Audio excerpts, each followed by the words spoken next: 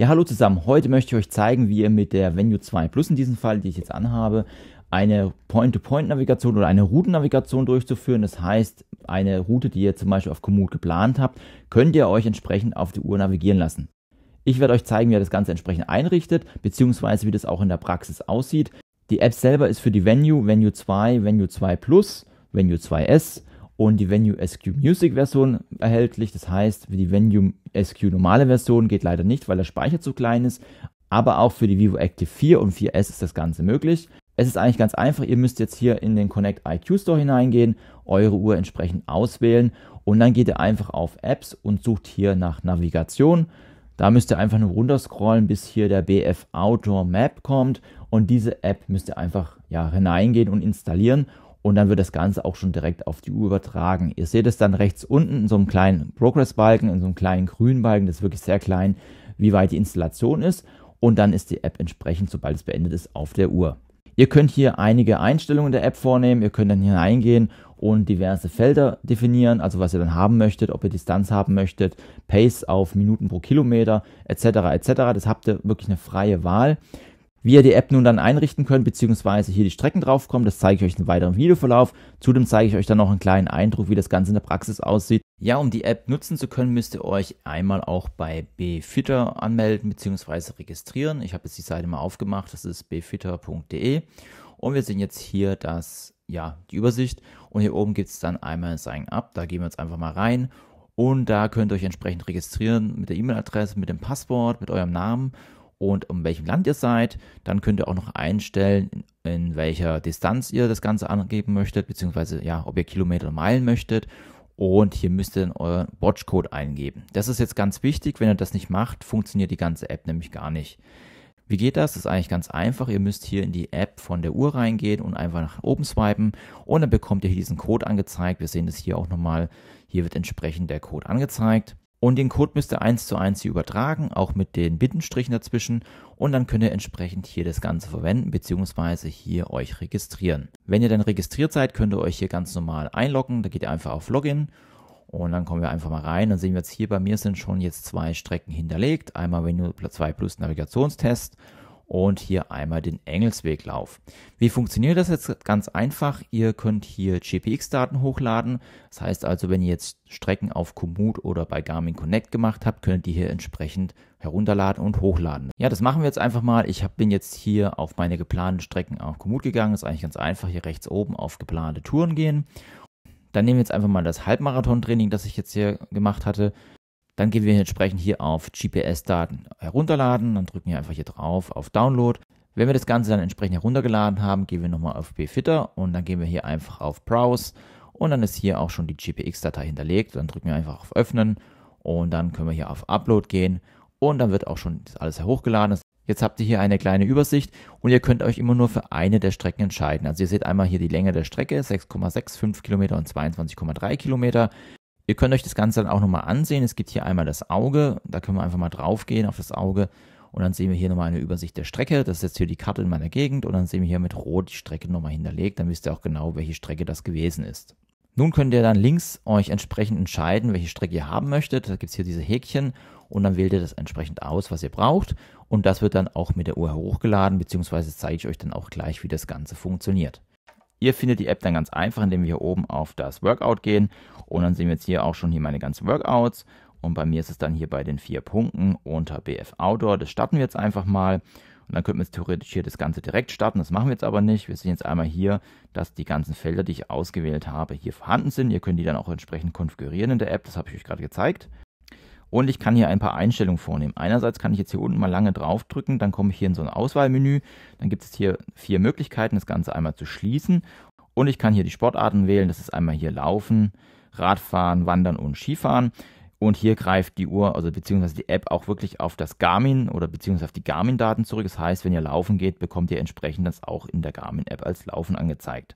Dann gibt es hier die Möglichkeit, das Ganze direkt zu starten, das machen wir gleich. Und ich habe hier die Möglichkeit, einen entsprechenden Download durchzuführen. Da gehen wir jetzt einfach hier drauf und drücken hier auf Download. Und wenn die Uhr mit Garmin Connect verbunden ist, beziehungsweise diese mit Internet verbunden ist, wird dann entsprechend die Strecke, die ihr jetzt, wie ich euch gezeigt habe, ausgewählt habt, hier synchronisiert und ihr könnt direkt loslegen. Und wenn ihr direkt loslegen wollt, geht ihr einfach nochmal hier unten lange auf den Start und drückt dann hier entsprechend hier auf Start. Und dann wird das Ganze dann entsprechend gestartet.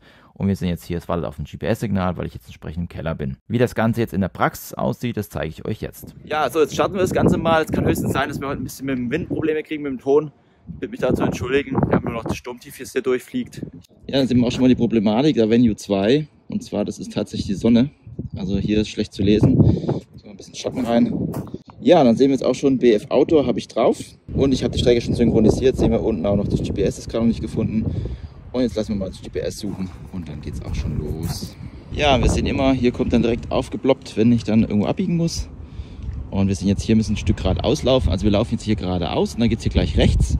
Und das kriegen wir auch hier schon abgebildet. Also wirklich sehr detailliert. Und wir sehen auch, Live-Track funktioniert auch mit der App.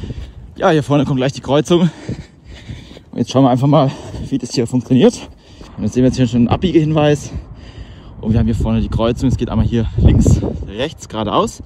Und ich bekomme hier einen Pfeil angezeigt, dass ich links abbiegen soll.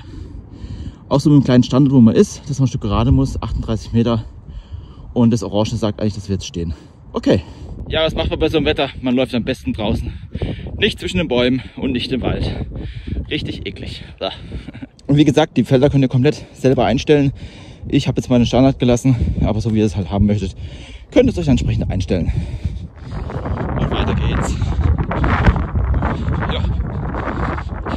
So, was noch hinzukommt, ist die Steigung, die wir angezeigt bekommen.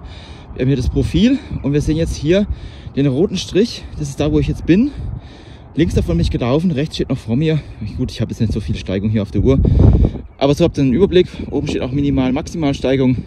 Wie gesagt, ich laufe jetzt hier im Flachen, aber so habt ihr dann, wie gesagt, im Gebirge auch Überblick, wo ihr unterwegs seid. Ja, und man kann auch auf das Feld hier scrollen. Dann sehen wir hier, 69 Meter ist die nächste Abzweigung. Und dann bekommt ihr noch einen Überblick über den Puls. Ich laufe jetzt hier gerade aktuell direkt mit der Uhr im Puls. Minimum, Maximum, durchschnittlicher Puls und natürlich dann die Steigung, Meter pro Stunde und die Steigung in Prozent. Wenn ihr jetzt auf einer geraden Strecke seid und das sind Abbiegungen, dann ist es eigentlich wie in der Fahrschule auch. Also ihr bekommt dann nur Anweisungen, wenn ihr wirklich abbiegen müsst. Wenn ihr jetzt nicht abbiegen müsst und einfach den Weg weiterfolgen müsst, kommt gar nichts. Also denkt an eure Fahrschulzeit zurück. Wenn es bei manchen schon länger her, bei mir schon, bei manchen vielleicht nicht so lang. Aber so in der Art funktioniert das Ganze dann auch. Oh. So. Ja, und Statistikfreaks bekommen dann auch noch eine historische Anzeige, letzten 2 Stunden der Höhenmeter und auch eine historische Anzeige der Herzfrequenz. Wir sehen hier, ich filme hoch, runter, hoch, runter. Ja, so Pseudo-Intervalle. Hier noch einen kleinen schönen Blick auf die Bergstraße. Dann mal kurz noch zur Map-Übersicht. Wir sehen jetzt, hier ist die Map mit unten den GPS-Koordinaten, ein 2-Kilometer-Raster. Und wenn wir jetzt mitten aufs Display touchen, dann zoomt er auch hier rein. Wir kommen hier eine detaillierte Anzeige. So, hier vorne kommt es jetzt zur kritischen Stelle, weil hier sind mehrere Abbiegungen. Wir sehen jetzt hier die erste Abbiegung nach 29 Metern. Also wir müssen jetzt einmal hier runter, da lang, hier rüber unter der Brücke durch. Und das kriegen wir auch hier schon direkt angezeigt. Ja, und bei der Weggabelung bekomme ich dann rechts angezeigt. Wir sehen jetzt hier die Gabelung. Ich laufe jetzt absichtlich mal falsch und mal gucken, was die Uhr macht. So, wir sehen jetzt hier, der Pfeil ist nach rechts, 32 Meter rüber. Einziger Nachteil, ich habe jetzt keine Vibration auf die Uhr bekommen oder irgendein Zeichen. Das ist natürlich nicht so toll, aber ja gut, wenn man das weiß, das kommt relativ schnell, also 30 Meter ist ja wirklich nichts. Dann gucken wir einfach mal kurz drauf. Ja, was ich noch angezeigt bekomme, ist die absolvierte Kilometer. Das sind hier 5 und 1,7 Kilometer ist das, was noch bis zum Ziel übrig ist. So, jetzt haben wir eine Doppelung der Strecke. Das heißt, ich bin hier schon mal hergelaufen. Jetzt gucken wir einfach mal, wie die Uhr reagiert, wenn ich da vorne bin, ob sie mir da was anzeigt. So, hier vorne kommt jetzt die Kreuzung. Ich bin gespannt. Und sie zeigt tatsächlich was an, obwohl ich hier schon mal gelaufen bin. Klappt also auch. Perfekt. So, dann sind wir hier. Geht's links ab. Hier rechts. Wunderschöne Baustelle. So, wenn ihr jetzt die Tour beenden wollt, geht ihr einfach ganz lange unten auf den Knopf. Und dann sehen wir auch schon hier Speichern. Dann wird das Ganze jetzt entsprechend gespeichert und mit Garmin Connect synchronisiert. Und ihr habt es dann entsprechend auch auf der App.